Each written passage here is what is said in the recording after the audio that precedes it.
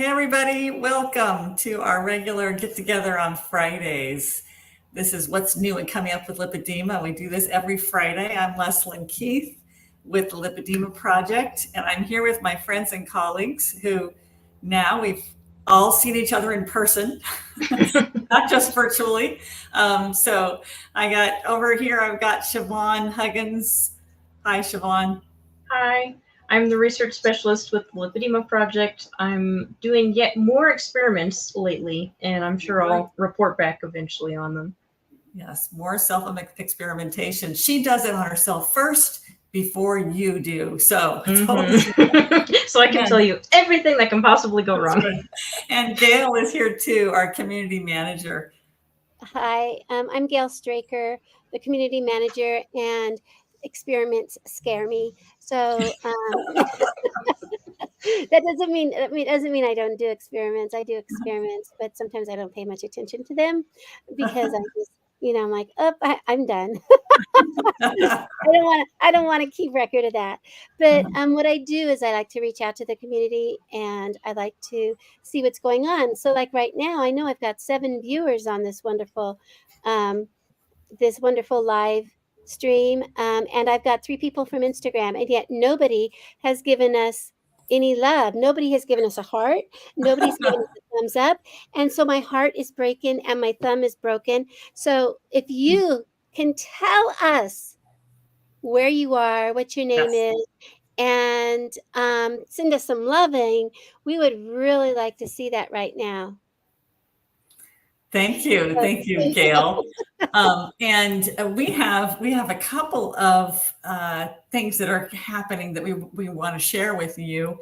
But then we also love it when you guys put comments, the people that are watching live, and we can discuss things with you. But one thing I really want to make sure that everybody knows about is that there's a survey out there that wants your input. So what is happening is that there's the first ever National Commission on Lymphatic Disorders through the NIH. They've just put together, well, it's been put together for a while. They had a meeting in April that I was able to watch virtually. This is the chair, it's co-chaired by Dr. Stanley Roxon. And what's happening is that they're reaching out to the community and they want to know where you think the gaps are, what we need to find out more as far as research. What does there need to be more for resources and information and everything about any lymphatic disorder? So lipedema is on that program. And so we need you to go to follow this link that we'll have below. And it says it's a survey, but I went over and looked at it, and what it has these several topic areas that it wants you to comment on. I did have them written down here. So these topic areas that they want your comments on are including community inclusion. Who are the groups that they should be reaching out to? Who are the self-advocacy groups like Lipedema Simplified that they should be reaching out to get more information? What are the gaps in education, maybe in medical student education or other education and awareness about lymphatic disorders?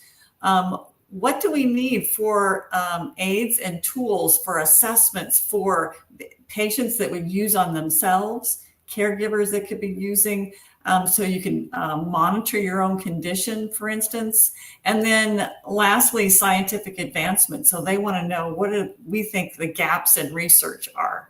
So I'd like to ask you to follow that link below. And it's almost like writing a letter. You type your answer, what you think the needs are in those topic areas. And please include a little bit of your own story. Talk about your own situation, how your lymphatic disorder has affected your life. This is important, and we really want a lot of people writing in. Yeah, and I want to highlight this last question on here, which says, indicate what might be currently regarded as effective treatments for lymphatic diseases and why. whether or how well these treatments are available, accessible, and covered by health insurance to persons impacted by lymphatic diseases. So if you know of specific treatments, and if you're struggling to get them covered by insurance or to access them at all, that's a really good thing to put in there so that they can hear back, hey, we are patients or providers or whatever it is. Here's what we need and why we need it, and here's the evidence that it's effective. That's all really good information for them to have. And Siobhan, will you go down to the very bottom of that that website and read that very, very last section, because that very last tiny The under notes, is that what you're talking about? It's at the very bottom. It should say just before the end of it, it should say something really important. We were asked to, that tells all the story. Can you read that quickly, Siobhan? Yeah, so it says notes. Responses to this are due by Friday, June 28th, 2024. Questions or submissions may also be sent to an email that they provide. All relevant contributions are welcomed. Sharing of this with other individuals and organizations is encouraged. So share this out to everybody you know, every Facebook group, everything. This collective effort to understand and address the gaps and barriers in lymphatic health and disease will contribute to the creation of new opportunities and help facilitate optimal healthcare for lymphatic diseases. NCLD and NHLBI welcome additional feedback on lymphatic health and disease. Yeah. So it's really important that you do this now. And it's part of, we're promoting it because we want to make sure as you learn about things through Lipedema Awareness Month, which is coming up in June, that you take a few moments and this is our chance to get our voices heard. And so many of us have felt like we've been unseen and unheard. And this is just spectacular to be able to get up there and have our voices heard. Yes. And thank you for those of you that have posted. Paria gave a couple of hearts, and she's in the San Francisco Bay Area. And we have Dottie here from Indiana, Anne Marie from New Jersey, Roberta in Ireland. Thanks for being here. Marcia is in Texas, Marilee, knitting away in the Pacific Northwest. And Mick Mac Attack, I think, is here and gave a bunch of, I think those are handprints. Juanetta is here from Anchorage. Oh, and Mac Attack is in New York, and from Alabama, excuse me. And Marcia says that I'd like to know if the weather messes with your lymphedema. What a great question, Marcia. And people do say that they respond to barometric pressure changes can cause more swelling. And I've also heard heat, but especially muggy heat, can cause swelling. But I like to hear, since both of you have lymphatic disorders, have lipedema, tell us about, Siobhan, why don't you start? What happens to you with weather changes? Yeah, so both of the things that you mentioned, I don't have lymphedema, but I do have lipedema, and there have been storms rolling through Boulder just day after day after day. And with that barometric pressure change, I start having more what we suspect is central lymphatic symptoms, so breathlessness, fatigue, brain fog, stuff like that. And then with the heat, that is undoubtedly incoming very soon. I also tend to get a lot of heat-induced edema and just a lot of swelling in general. The good news, however, is that the local pool, which is not too far away, is opening tomorrow. So I have plans to go with my husband on Sunday. And that is one thing that I found was really, really helpful for the heat-induced swelling. I had tried cold showers, I had tried compression, but when it had gotten bad enough to the point where it was starting to pit, like nothing was helping until I got into the pool. I did some standing aquatic exercises, had to get out really fast to get rid of some of that excess fluid, but it's like, okay, this is perfect. So that's part of my summer routine now. And I'm also curious to see how well the Aeros pump that I have is going to work for that. I'm hoping that's going to be a helpful addition. And for the storms, I have a few different things that I do. I'm experimenting with one thing, but one thing I found helpful is exogenous ketones for the brain fog and fatigue. And then I'll use some of the parent technique as well to help move some of that fluid out. And it seems like when I improve up here, my legs feel a little bit better as well. So how about you, Gail? Have you noticed anything in terms of weather? Well, you know, the way my brain works, I never attribute anything to lipedema. It's just doesn't ever cross my mind, oh, this is lipedema.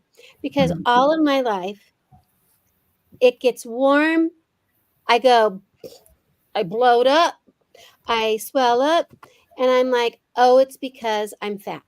So all of my life, I've never really connected that the heat, the humidity, and I lived in Virginia for 9 years, and never once did I think about the warm humidity was affecting my body due to something else, like lipedema, right? I just assumed, oh, everybody can't breathe.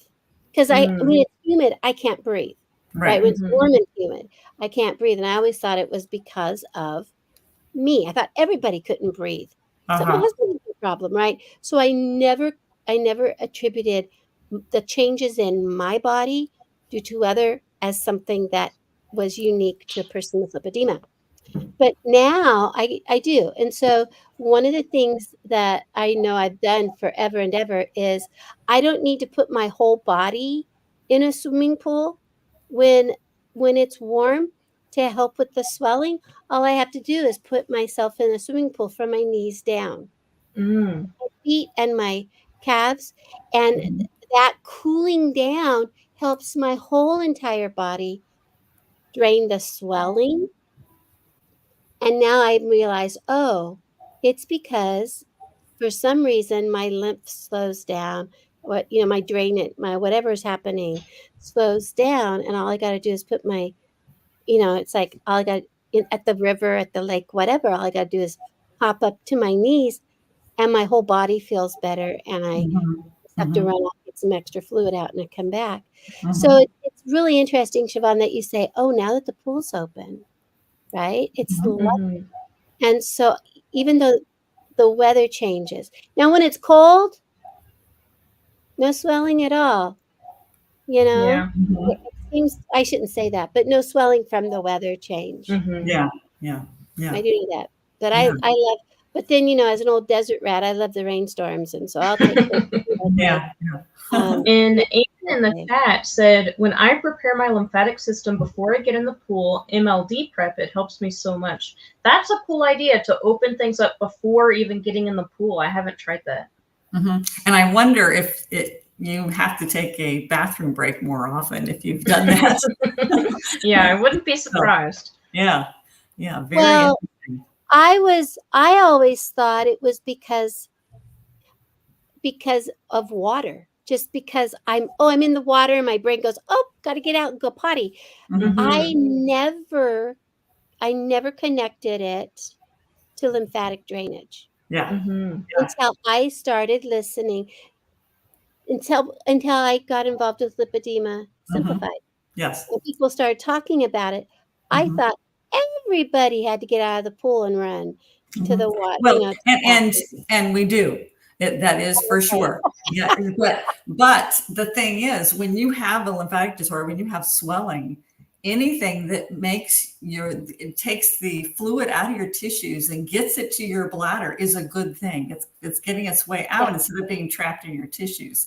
And that's what's happening in the water, that you have that greater pressure, more pressure down at your feet, less towards the surface of the pool. And so that fluid is moving up against gravity and getting back into the cardiovascular system. And now that increased fluid in the blood circulation is saying, wow, this is going to increase my blood pressure. And so your body automatically sends out this this hormone that says, let's take some of this out of the blood and put it into the bladder. And so then your bladder fills up and you have to go to the bathroom. So, oh my gosh, is that how it works? yes, It says, wait a minute, my blood pressure's going up. yes, So Yeah. I didn't know that. yeah. I didn't know. Wow. Yeah. So that's, I mean, our body's so good about keeping all of our systems within an acceptable range. It only wants your blood pressure to go so high. It only wants you to have so much sodium or other minerals in your bloodstream, and it balances these things out by making sure that you have enough of the right chemicals running around your body so that you function. Oh my gosh. Mhm. People, if your head just went like mine did, I mean, seriously. That's the cool thing. Like, this is why I love research, because the more I learn about the body, it's like, that is such an elegant solution. Like, it's smarter and more elegant than anything I possibly could have come up with. And it's like, if you need the higher blood pressure for some reason, there are other signals that'll kick in for that, like when you're sick, for example. And it's just like so beautiful in a way. It makes me think of Dr. Fung, Jason Fung, his statement that says our bodies are not that stupid. Yes, Yeah. Sometimes we misinterpret the messages that it's sending to us. For instance, I was just talking to someone this morning, and we're talking about, what if LDL is rescuing us from a certain situation, and it raises because we need it. And then we say, oh, wait a minute, I have high LDL. I must take a drug to make it go down. And so now you've just negated something your body was trying to do to help you. So yeah, see, I've been thinking about that. Now we need to be able to interpret the messages that our body is telling us, and maybe our first gut reaction of what that interpretation may not be correct.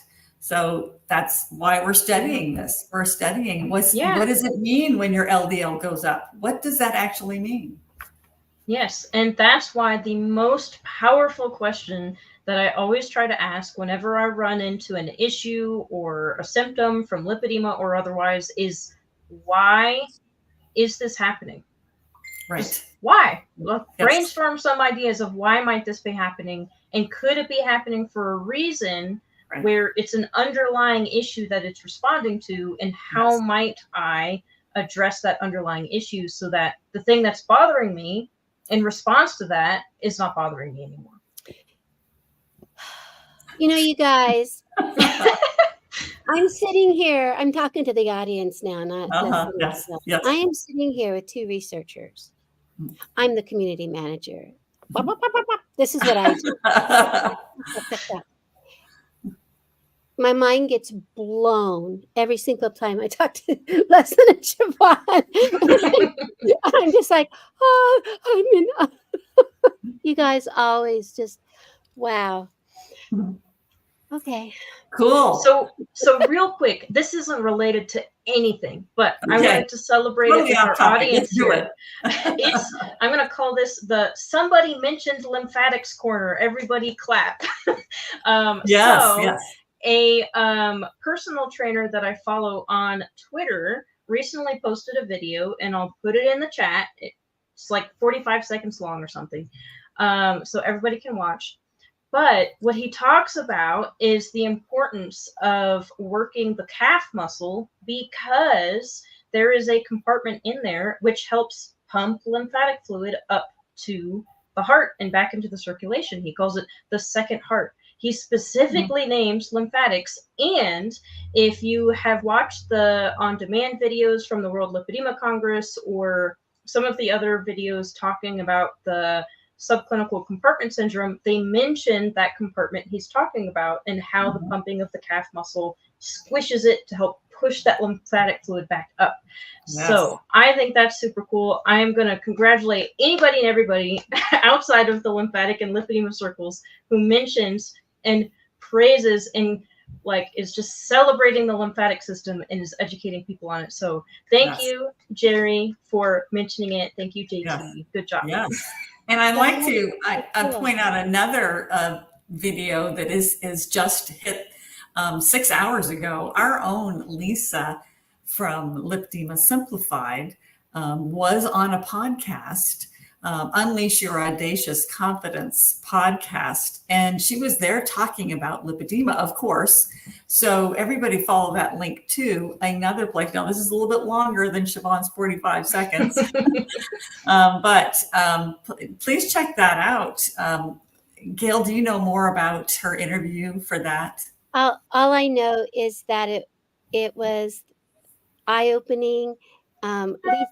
Lisa's talk about her journey from not knowing anything about lipedema as a professional, and then finding out what she needed to do to take care of herself and everything. And it talks about her journey, and Mm-hmm.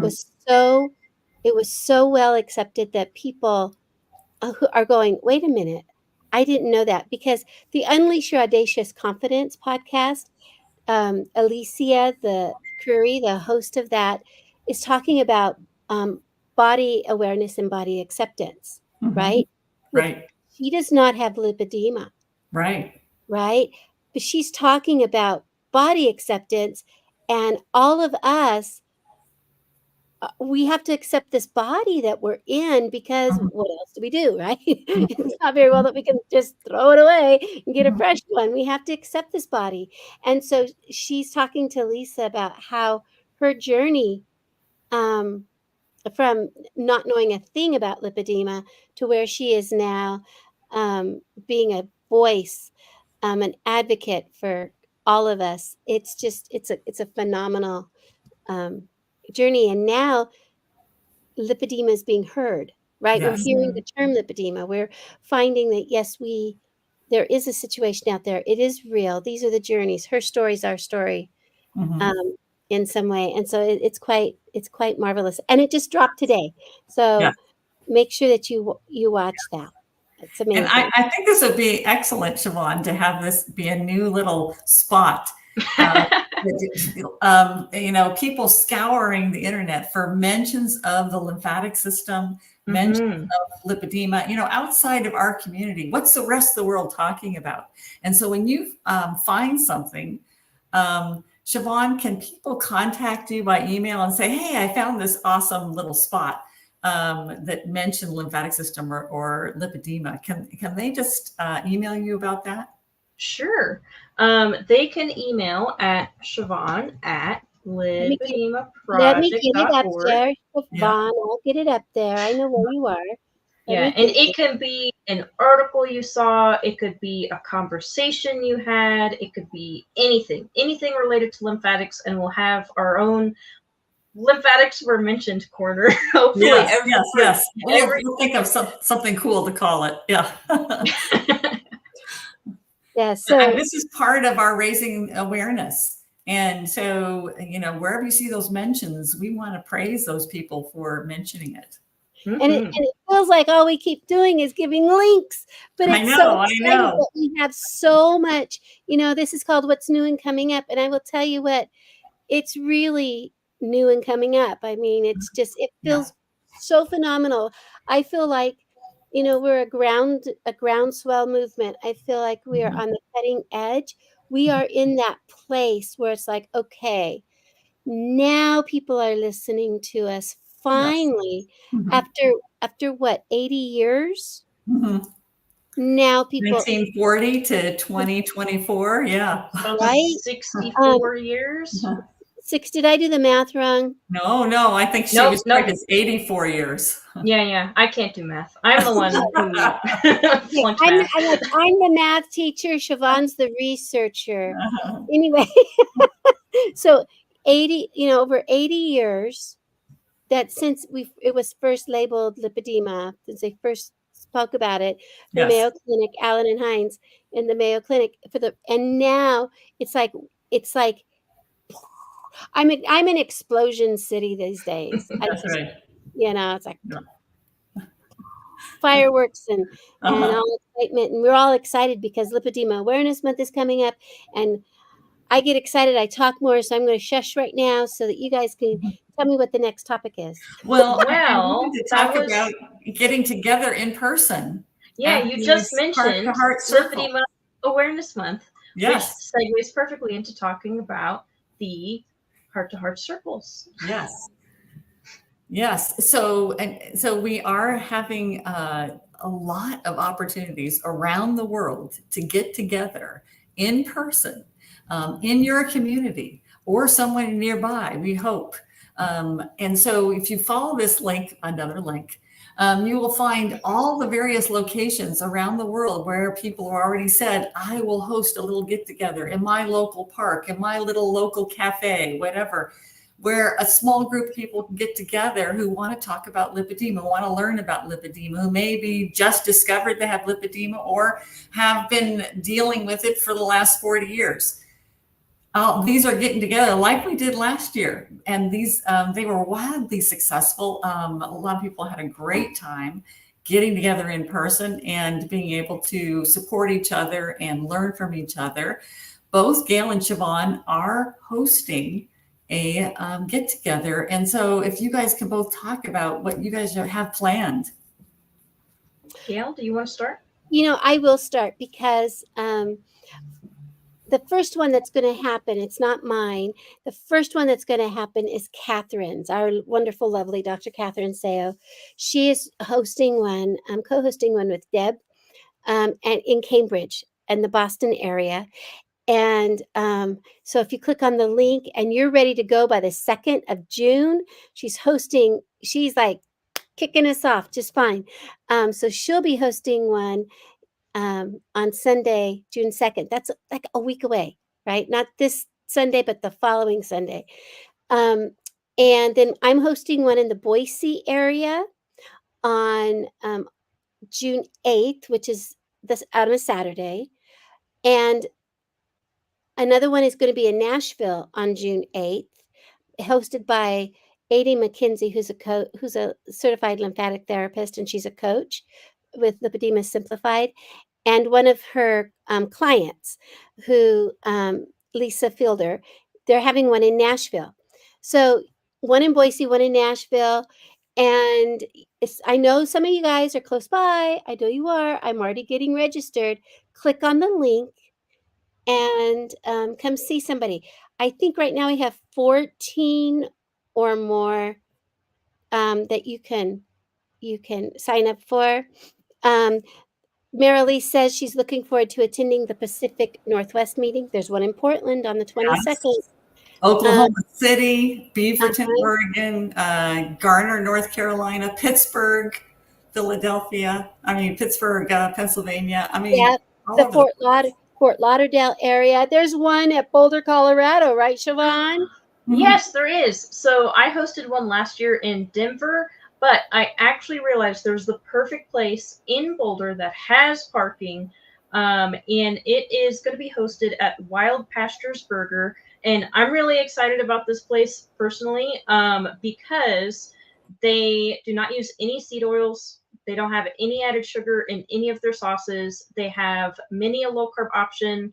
Their aiolis and stuff like that, basically fancy mayonnaise, is made with avocado or olive oil. They have vegetarian options that are whole food based vegetarian. And all of their fried stuff is actually cooked in tallow. And they also have like sugar-free kombucha. And so if you just want to grab a drink, you can grab a drink, or you can grab a burger, whatever. But I think it's super cool, and I wanted to draw more attention to them because I want them to stay open forever and expand across the whole country. And they support regenerative agriculture. So if you attended our April event, we had Peter Ballerstedt. This is supporting that, also helping with the soil. And so it's very feel good. And also it's really, really yummy. So that's going to be in Boulder, Colorado. It's a very walkable area, but like I said, they do have parking, and I'll be hosting. I'll be bringing some goodies, some books, and some other things to take home with you. So come hang out and we can chat and have fun and talk about lipedema, and you'll walk into a room and be like, this is where I belong. That's what I liked about the last one. It's just like, my people. Yeah. So Gail, Jackie asked just the question that you need to answer. Okay. How can I You need find to one? answer. Or But if I want to host one, what should I do? okay, so I'm going to first show you this one too. Christine, Chris Halverson says, New Hampshire, town of Amherst. Apparently, she's going to be hosting one too, so it must be on the list. And Jackie wants to know, how can I find one? So if you go, Jackie, if you look up in our, I don't know if you were on when I posted the link. I will post it again. It's right here. And it's showing in on YouTube and on Facebook. If you, let's see, you're on Facebook. So if you go in there, Jackie, and you click on that link, it will tell you where they are right now. So if you don't find one close enough to you and you would like to host one, you can host one. Wanetta wants to know what date in Boulder. What date did The you pick? 29th. The The 29th at, it is a Saturday, and it is at, starting at 1 p.m. Mountain Time. Okay. So so Annette, if you just happen to be in the States and you're flitting around the Boulder area, pop in. I'm sure Siobhan would love to see you there. Yeah, there you go.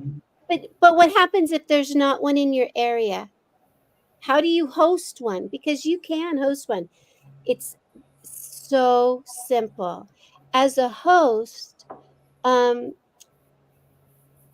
I did was pick a place that is free. I'm not going to rent a conference room. Right. Right. No, I'm not going to put my money out on this.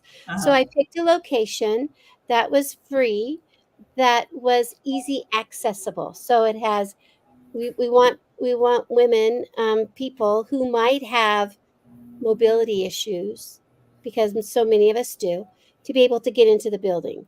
So you pick a place that's accessible and that has good seating, not high toppers, right? Because we know that's difficult. So it has good seating, whether it's bench seating that has wide seats, soft seats, um, comfy, strong. You know, we know we need those things, and that um, is able to accommodate a number of people. I have a friend who has a bakery, and they have a beautiful patio space covered, and so we're gonna sit out on the patio. Hopefully it's not going to be cold. It's Idaho in June, so who knows. But so I have an open air space. I know some, Christy King and Lisa Dury, are going to hold it in Christy's office space, because Christy Oh, is a CLT. She's a certified lymphatic therapist. yes. She's going to open up her office space, her Yes. waiting room, and hold it there. Siobhan's holding it at a restaurant. So the best thing to do is pick your space, pick your date, and let us know. And then people sign up for it. You might have 2 people, you might have 17 people. It just, you never know. But all you have to do is let us know. And you can let us know through sending a message to support@lipedema-simplified.org. I will put that into our, as soon as I find it, into our comments. All you have to do is reach out to us, and we will make sure that we have a, we will make sure that we have a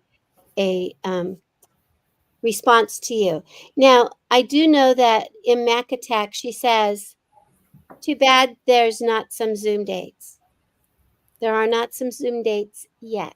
Yet. If you want one, if you want a Zoom date and you want to host that Zoom date, we will make sure that you have a Zoom date. So Yeah, we did have some Zoom dates last year as we well, did. because there are some people who may not be able to travel, or they were in places without a lot of people, more rural areas where it was unlikely to connect with other people. So we're happy to have that option too, because we want to make sure everybody gets an opportunity to connect.